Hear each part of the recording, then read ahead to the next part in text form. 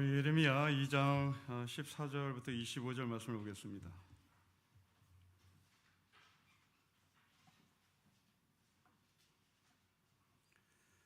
이 장 14절부터 25절의 말씀을 우리 한 절씩 기도하겠습니다. 이스라엘의 종이냐 시종이냐 어찌하여 포로가 되었느냐.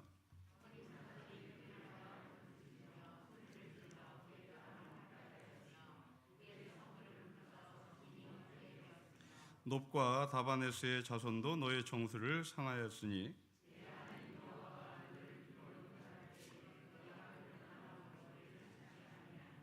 너가 사울의 물을 마시려고 애굽으로 가는 길에 있으면 어찌 됨이며 또 너가 그 강물을 마시려고 아수르로 가는 길에 있으면 어찌 됨이냐.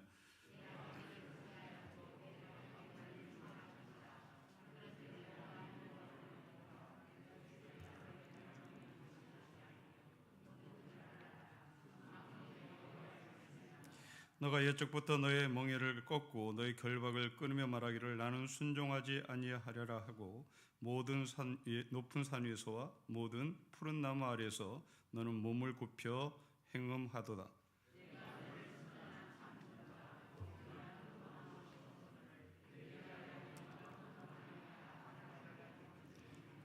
주 여호와의 말씀이라. 너가 잿물로 스스로 씻으며 너가 많은 비누를 쓸지라도 너의 죄악이 내 앞에 그대로 있으리니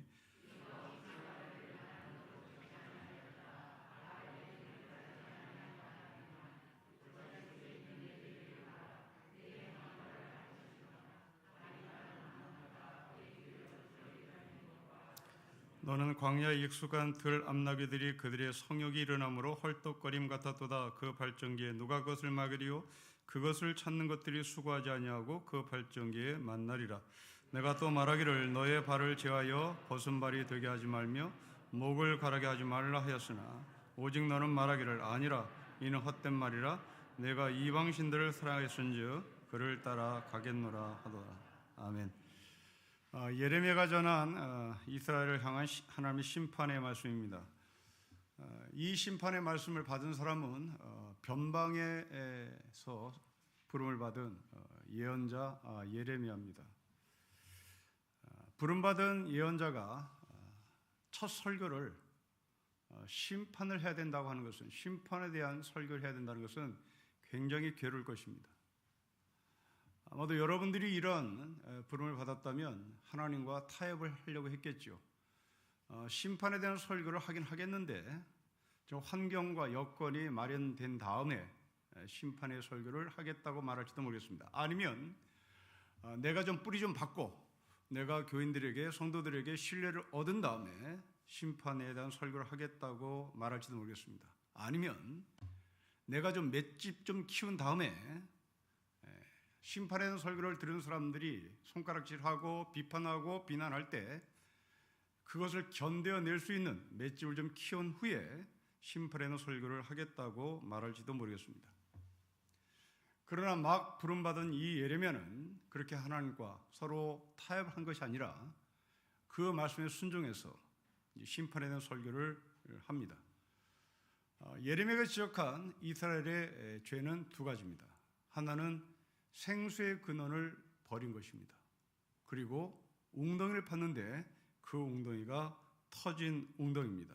여러분 13절 말씀을 보십시오. 우리 13절을 같이 읽겠습니다. 시작. 내 백성이 두 가지 악을 행하였나니 곧 그들이 생수의 근원이 되는 나를 버린 것과 스스로 웅덩이를 판 것인데 그것은 그 물을 가두지 못할 터진 웅덩이입니다. 여러분 웅덩이를 우리의 언어로 얘기하면 좀 저수지요. 좀 더 거창하게 얘기하면 댐이겠죠. 이 저수지, 댐이 하는 일은 물을 모여놓는 겁니다. 그런데 그 저수지가, 댐이 붕괴가 되면 거기에 담겨진 물이 순식간에 아래로 흘러나옵니다. 그러면 모든 밑에 도시는 수장되는 겁니다. 1980년에 북한에서 서울을 물바다로 만들겠다고 후원장담했습니다. 그때 정부는 시뮬레이션까지 하면서 서울이 물바다가 되는 광경을 보여줬습니다. 서울 전체가 신림동을 제외한 봉천동을 제외한 모든 서울은 다 물로 잠기는 것으로 시뮬레이션 되어 있습니다. 그때 독재자는 국민들에게 호소했습니다. 평화의 댐을 건설해야 된다. 댐을 건설해야 된다. 순진한 우리나라 사람들은 돌반지를 헌납했습니다. 그리고 착공했죠. 그러나 나중에 보니 그것은 뻥이었습니다. 만약에 북한에 있는 그 댐이 열리고 아니면 본문의 말씀대로 붕괴가 돼버리면 서울 시내는 물로 잠기겠죠.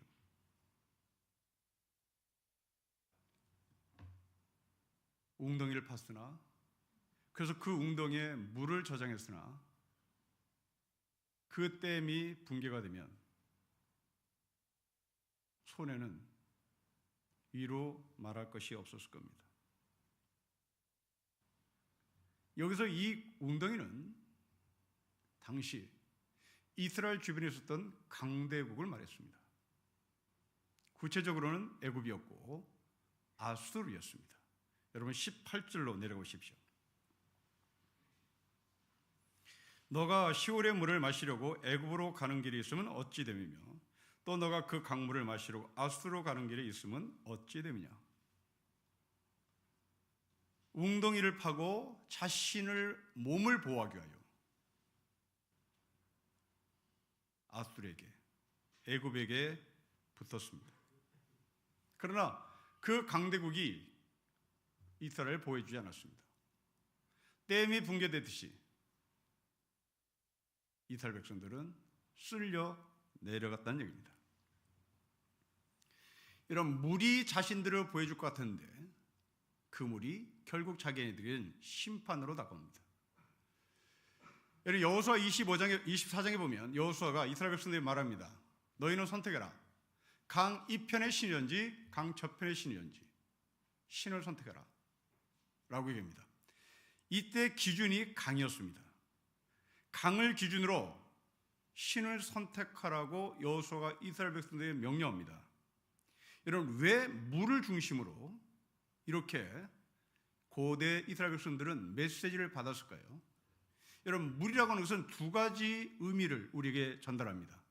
첫째로는 물은 생명을 가져다 줍니다.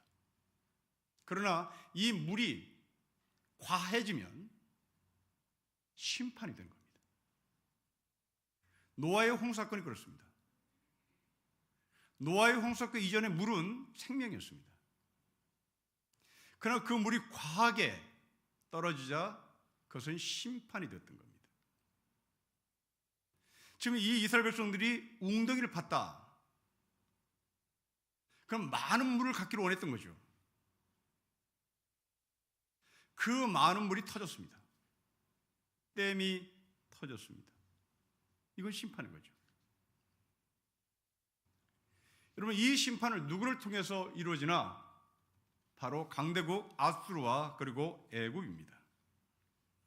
친애굽파는 애굽으로 가자고 얘기하고 그 애굽에 가서 웅덩이를 파자고 얘기했고 그 웅덩이에 우리의 몸을 보호하자고 얘기하는 겁니다.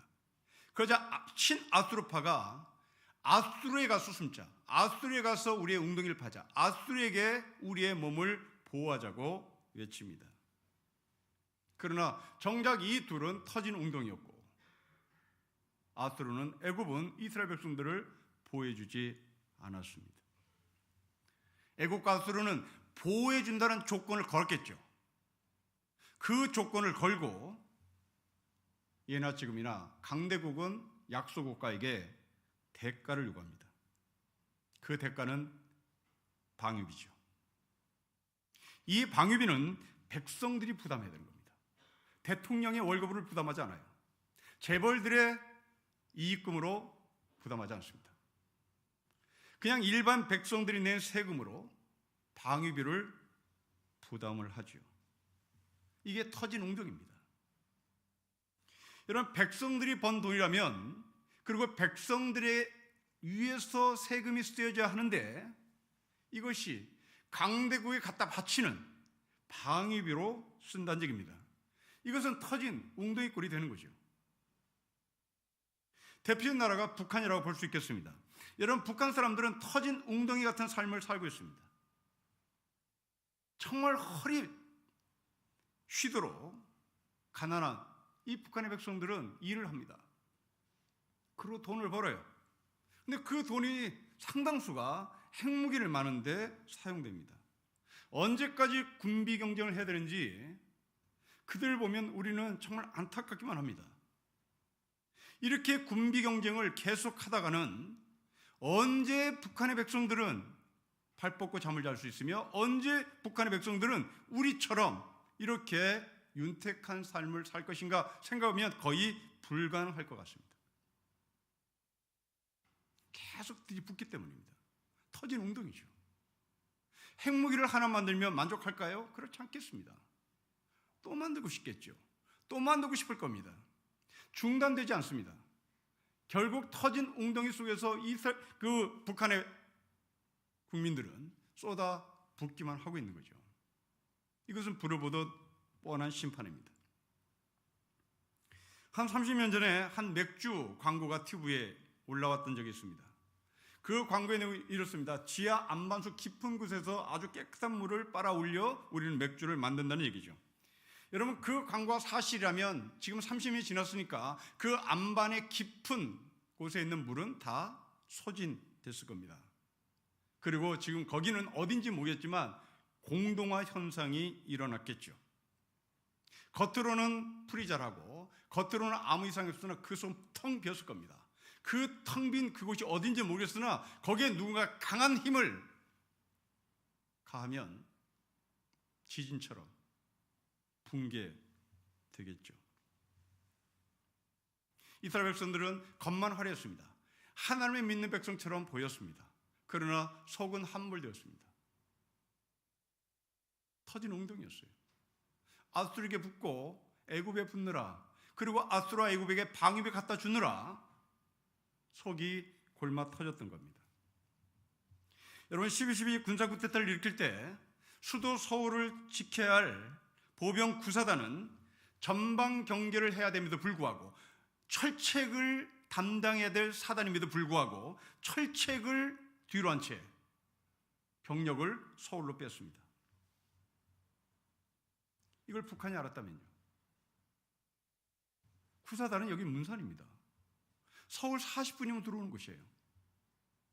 그 구사단이 북한을 보고 경계를 서야 될 그 병력이 총구를 서울 향해서 진격해 들어왔습니다. 북한이 이때 알았다면, 그리고 북한이 밀고 들어왔다면, 즉 우리는 어떻게 살지 끔찍합니다. 자신이 쥐하는 이 군대를 서울로 옮길 때 미국은 알았겠죠. 그러나 그 미국이 정작 북한과 전쟁이 한반도에서 일어났다면 미국은 과연 우리를 어떤 식으로 도와줄까요? 전심전력에서 도와줄까요? 아니면 밑장을 깔고 도와줄까요? 그렇게 서울을 향해서 진격해 들어올 때 전방은 미국이 지켜줄 것이라고 당시의 구사단장이 생각했다면 그 사람 별을 잘못 딴 사람이죠. 그런데 그 사람이 나중에 대통령이 됩니다.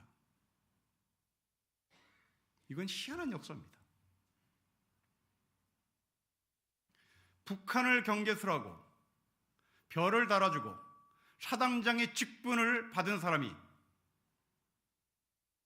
서울을 향해서 자기 병력을 끌고 들어와 서울에 경군을 배치합니다. 그리고 그 사단장은 훗날 대통령이 돼요. 여러분, 이것은 우리의 개인의 삶에도 마찬가지인 것 같습니다. 우리는 인생의 어려움을 만날 때마다 이 문제를 풀어줄 수 있는 애굽이 어딘가, 아수르가 어딘가, 힘 있는 사람이 어딘가를 찾는 삶을 살죠. 저는 이것이 나쁘다고 보지 않습니다. 그럴 수밖에 없지요. 한국 사회에서 흔히 하는 얘기입니다. 고려대학을 나오고 해병대를 제대하면 반드시 한국 사회는 어딘가 도움을 받을 수 있다, 도움을 주는 사람이 있다 라는 말을 하기도 합니다. 그 정도로 연줄을 찾는 문화예요. 충분히 이해합니다. 그런데 여러분, 우선순위를 하나님이 배제된 상태에서 고려대학을 찾고 해병대를 찾는다면 그것은 터진 웅덩이를 찾는 것이죠. 여러분, 하나님 우리에게 연줄 나쁘다고 말하지 않습니다. 하나님 우리에게 빵 나쁘다고 말하잖아요. 빵보다 우선순위를 하나님 나라를 구하라고 먼저 말합니다. 먼저 그 하나님 나라 의를 구하고 나서 빵입니다. 연줄 이전에 하나님입니다. 여러분, 이것을 국가의 관점에서 보면, 외교의 단어로 보면 사대와 사대주의라는 단어를 쓸 수 있는데요, 여러분, 사대와 사대주의는 전혀 다른 겁니다. 우리나라는 사대를 해야 되는 겁니다. 우리는 중국과 친하게 지내야 되고 미국과 친하게 지내야 되는 겁니다. 이건 사대입니다. 이건 형제의 우위를 나눠야 되는 겁니다. 그리고 큰 형이, 아주 힘 있는 형이 힘없는 동생 같은 우리를 잘 돌봐줘야 되는 겁니다. 이건 사대입니다. 이건 필요합니다. 그런데 사대주의는 뭘까? 사대주의는 그냥 갖다 앵기는 겁니다. 그러니까 내 목숨을 갖다 바치는 거예요. 당신이 알아서 하세요. 사대와 사주는 이렇게 다른 겁니다. 사대는 자기의 정체성은 분명하고 있는 거예요. 그리고 힘 있는 형에게 도움을 청하는 겁니다. 사대주의는 자기의 다 갖다 바치는 거예요. 군사작전권을 갖다 바치는 거예요.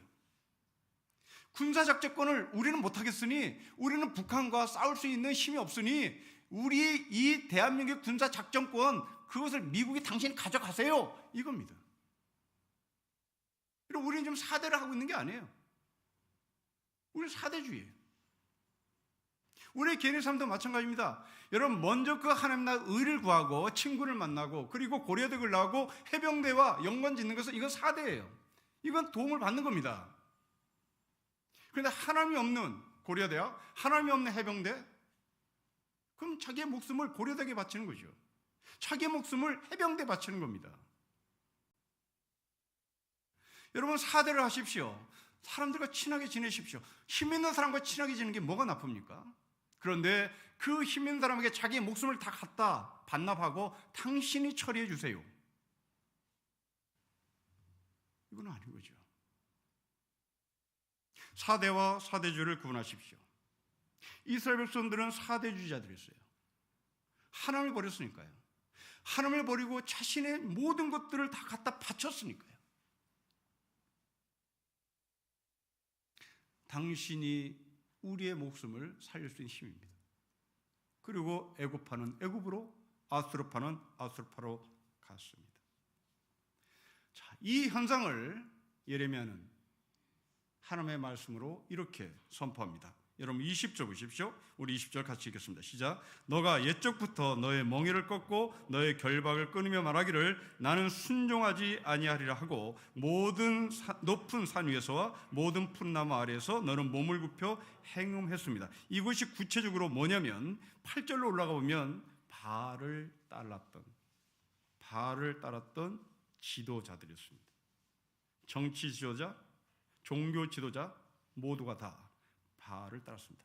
이 바알을 따른 현상이 20절에 높은 산 위에서 그리고 푸른 나무 아래에서, 높은 산이라는 게 뭐겠습니까? 이건 권력이었겠죠. 그리고 푸른 나무는 뭐겠습니까? 풍요이겠죠. 여러분, 권력과 풍요, 이 두 개를 손에 쥐었다는 거죠. 어디에서? 바알의 신전에서. 어떻게요? 너의 몸을 굽혀 행음하면서요. 이스라엘 백성들은 권력과 부를 얻기 위하여 바알 신전에 참여했고 그 바알 신전에서 몸을 굽혀 행음을 했습니다. 자, 여러분 여기서 이 몸을 굽혀 행음을 했다는 것을 여러분 머릿속에 이미지화시켜 보십시오. 이것은 동물의 수간 같은 것을 하고 있는 겁니다. 이 몸을 굽혀 행음을 했다는 것은 어떤 의미냐면요, 고대 시대의 전쟁은 승자와 패자가 나누면서 패자는 승자들의 노예가 됩니다. 그런데 이 노예는 이제 지금부터 너는 졌으니까 노예다 이런 말이 아니고요, 노예 의식을 갖습니다. 그 노예 의식은 남자를 그 전쟁에서 패배한 그 군인, 청년 군인을 허리를 꺾어서요, 뒤에서 승자인 군인이 동성을 해버립니다. 여러분들이 고대 그리스 로마 신화 아니면 고대 그리스 유적지를 가보면 남자의 허리를 꺾고 뒤에서 남자가 성관계를 하는 부조를 많이 볼 겁니다. 이것은 난잡한 게 아니고요, 문화가 이렇게 썩었다가 아니라 승자의 나라가 패자의 나라의 군인을 그렇게 꺾어버린 겁니다. 그럼 이게 뭘 얘기하면 인간들 가장 수치스러운 행위를 하게끔 하는 거예요. 남자가 차마 견딜 수 없는 모욕을 주는 겁니다. 그 메시지는 너는 이제부터 남자 아니다. 여러분 고대 시대에 이제부터는 남자가 아니다, 이게 무슨 말이겠습니까?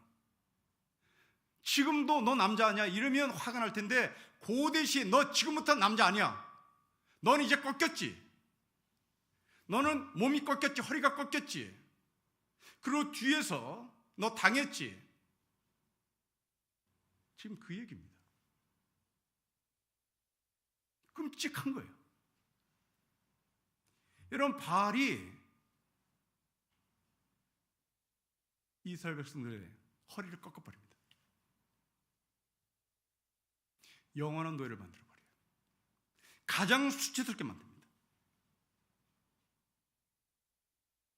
여러분 이 행동을 어떻게 한다고요?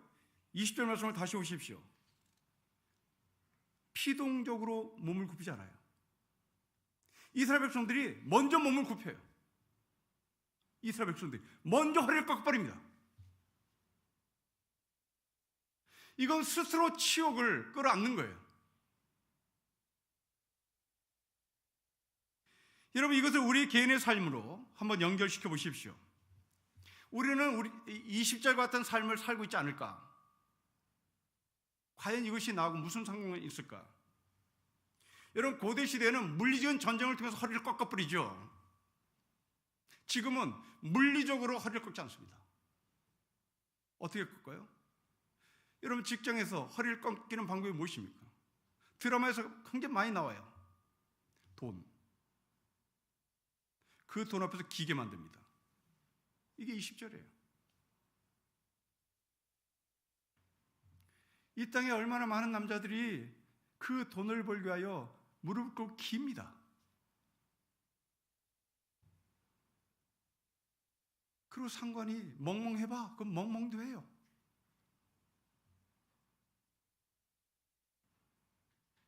드라마에서 곳곳에서 나옵니다. 그 드라마는 현실이에요. 그 드라마는 우리 사회에서 일어나는 현실을 드라마한 거예요. 이게 이스라엘 백성들이었습니다. 우리일지도 몰라요. 그 드라마는 피동적으로 무릎 꿇게 하고 기게 만들지만 또 누군가는 알아서 기는 사람이 있을지 모릅니다.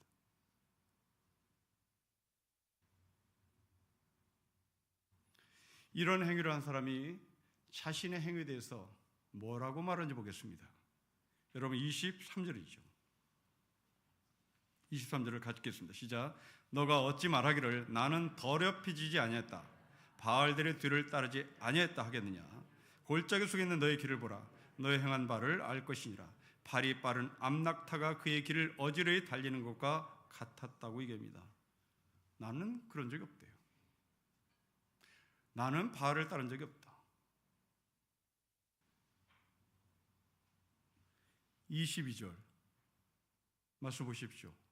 잿물로 씻어도 비누로 닦아도 너의 죄는 그대로 있을 텐데 자기는 그런 일 없었다고 합니다.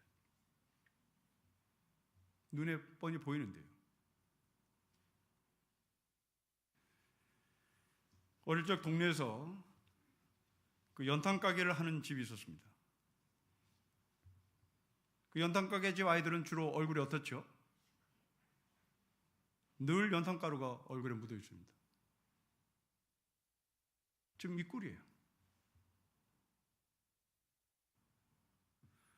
얼굴에 연탄가루 묻혀놓고 나는 화장품 발랐다는 거죠. 나는 그런 일 없다는 겁니다. 여러분, 이 사람들이 누굽니까? 얼마나 귀한 사람들인지 볼까요? 21절 보십시오. 이런 사람이랍니다. 같이 읽겠습니다. 시작.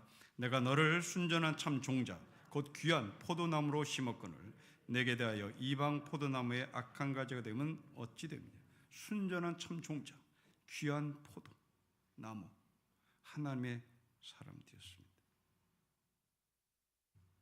이 사람들은 여전히 하나님을 부르며 하나님께 제사를 드렸을 것입니다.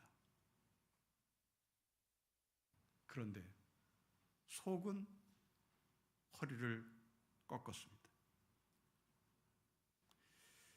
여러분, 차라리 노골적으로 내가 우상을 섬겼다, 우상을 섬겼다 이렇게 커밍아웃하면 차라리 낫겠습니다.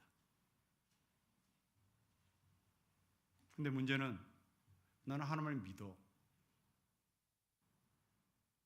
나는 하나님의 사람이야. 그렇게 말하면서 바알에게 허리를 꺾어버리는, 이것은 심각한 문제죠. 이것은 수술을 어떻게 할 수 없을 정도로 망가진 사람입니다. 여러분, 빌라도가 유대 총독으로 부임할 때 있었던 일인데요. 당시에 이스라엘의 대제사장은 로마 제국과 총독이 부임하면 로마 제국과 총독에게 충성 맹세 서약을 합니다. 근데 이 충성 맹세 서약을 대제사장이 어디서 하느냐면 로마 총독의 집무실로 가는 게 아니고요. 로마 총독이 예루살렘 성전으로 옵니다. 여러분, 이게 무슨 말인지 영적으로 잘 헤아려야 됩니다. 로마 총독이 새로 부임을 하면 이스라엘의 대제사장은 그 총독 앞에서 로마 황제와 총독 앞에 충성 맹세 서약을 하는 의식을 갖는데, 그 의식의 장소가 총독의 집무실이 아니라 하나님이 계시는 예루살렘 성전으로 옵니다. 그 예루살렘 성전에서 대제사장은 로마 총독 앞에 무릎을 꿇습니다. 그리고 로마 깃발에, 독수리 깃발이잖아요. 로마 독수리 깃발에 입을 맞춥니다. 이게 충성 맹세 서약의 의식이에요.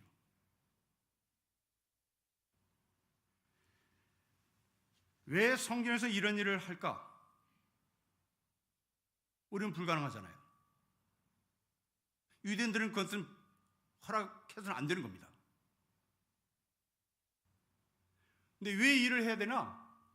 왜 일을 하게 만들었나? 세상대란 얘기입니다. 성전을 지켜야 하니까.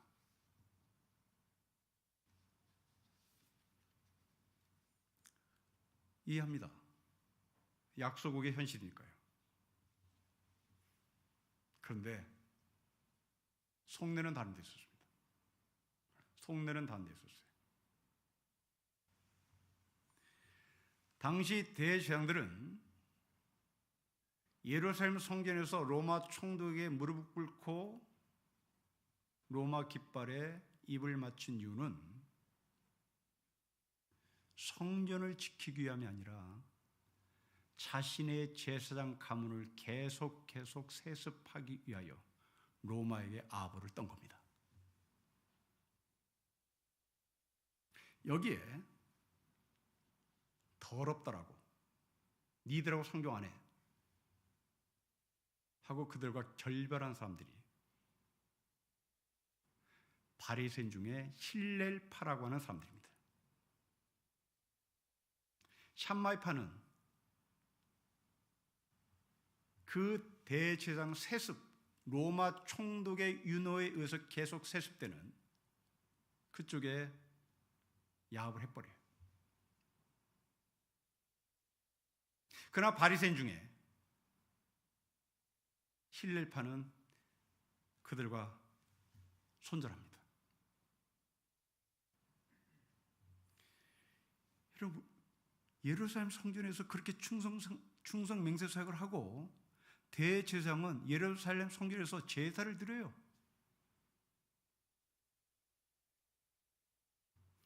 지금 23절에 난 그런 적 없어. 나는 내 몸이 더럽히지 않았어. 나는 바알의 뒤를 따르지 않았어. 이게 바로 로마 총독 앞에서 무릎을 꿇고 로마 깃발에 입을 맞추고 예루살렘 성전에서 충성 맹세 사역을 했던 예수님 당시에 이스라엘 사람들이 영성했습니다.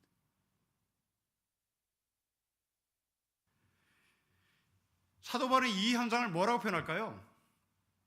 그렇습니다. 경건의 모양을 쓰나 경건의 내용은 없는 사람이라고 말합니다. 하나님 없다고 말하는 사람, 그건 세상 사람들이 아닙니다. 하나님 있다고 말하면서 하나님이 없는 사람, 이건 교회에 많아요. 세상은 하나님이 없다고 커밍해버립니다. 그러나 우리는 하나님이 있다고 말하면서 실제는 하나님이 없는 거예요. 예루살렘 성전에 로마를 들여보내고 그 로마의 깃발 앞에 무릎을 꿇고 그 로마의 깃발에 입을 맞춥니다. 예수님은 이런 사람을 향해서 나더러 주여 주여 하는 자마다 천국에 갈 수 없다. 이게 우리일지 몰라요. 여러분, 정말 하나님이 계시다면 자기 교회 여성들을 성폭행할 수 있을까요? 정말 하나님이 계시다면 세습하는 목사는 눈을 감을 수 있을까요? 정말 하나님이 계시다면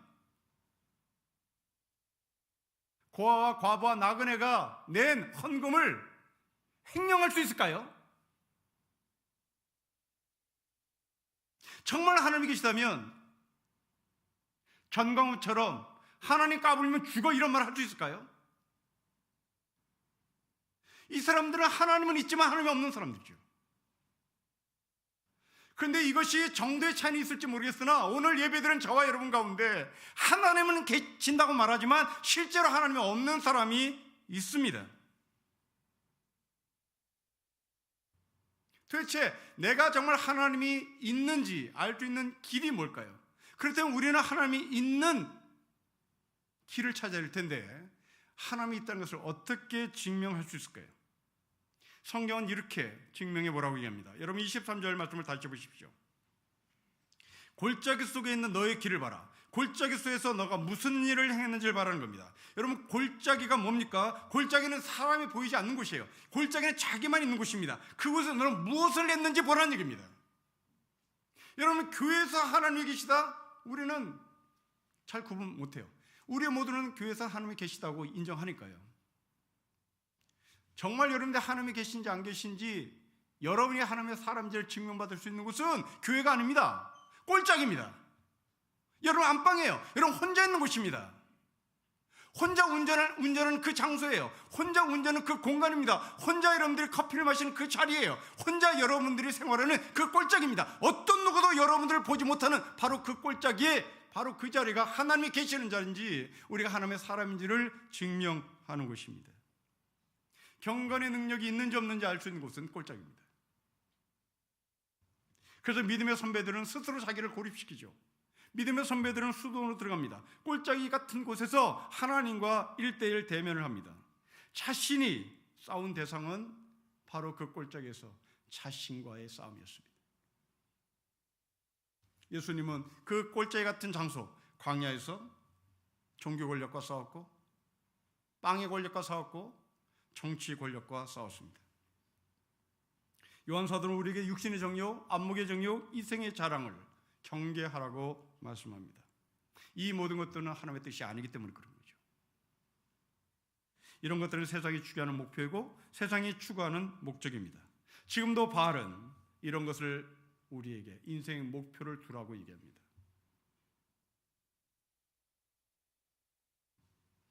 신입생들에게 너희 꿈이 뭐냐고 했더니 어떤 녀석이 대기업 취직하는 거예요. 이건 그 아이의 책임이 아니죠. 이건 이 사회의 책임입니다. 그렇게 가르친 거죠. 이게 바알이 우리에게 인생 목표는 대기업이다. 인생 목표는 대기업인 거죠.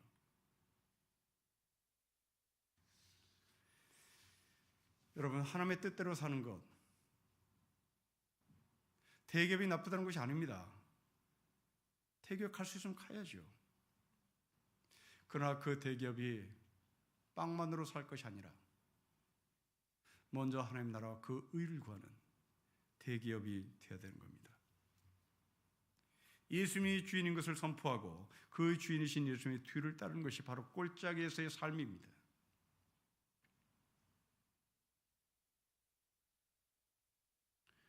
강대국과 친하게 지내는 것은 당연하고 힘 있는 사람과 싸우지 않는 것은 당연합니다.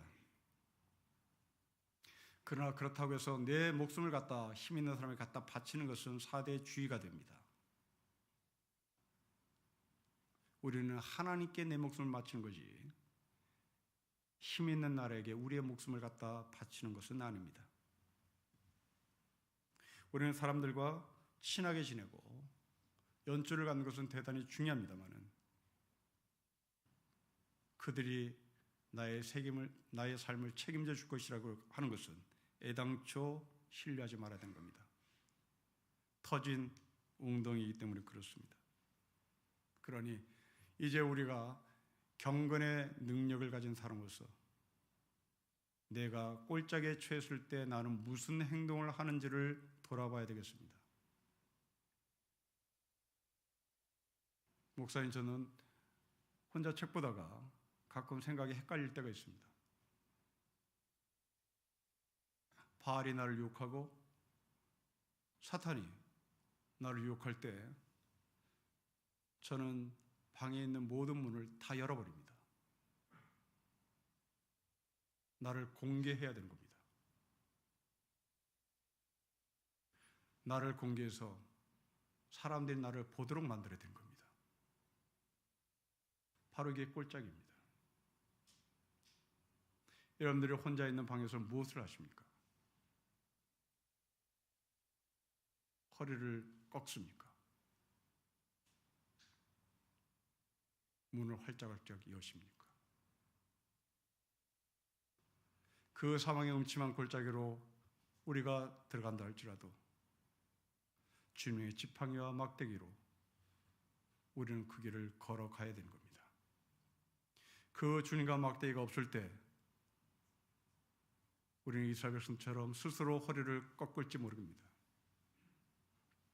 바알의 종이기를 자청하는 것이고 바알의 노예기를 자청하고 영원히 내 목숨을 바알에게 갖다 바칠지도 모르겠습니다. 꼴짝이. 거기에 여러분이 혼자 있지 않습니다. 주님의 막대기와 지팡이가 있음을 기억하시고 우리가 꼴짝에서 실패한 인생이 아니라 꼴짝에서 주님의 은총으로 일어서는 신림교회 성도가 되시기를 주 이름으로 축복합니다. 기도하겠습니다. 아버지 하나님, 스스로 허리를 꺾고 노예가 되지 않기를 소망합니다. 먼저 그 나라와 의를 구하고 먼저 그 나라와 의를 통하여 얻는 빵이 하늘의 빵인 것을 고백하고 그 빵에서 감사를, 그 빵에서 찬양을, 그 빵에서 하나님의 풍요로움을 누리며 살게 하여 주십시오. 주 예수 그리스도의 이름으로 기도합니다. 아멘.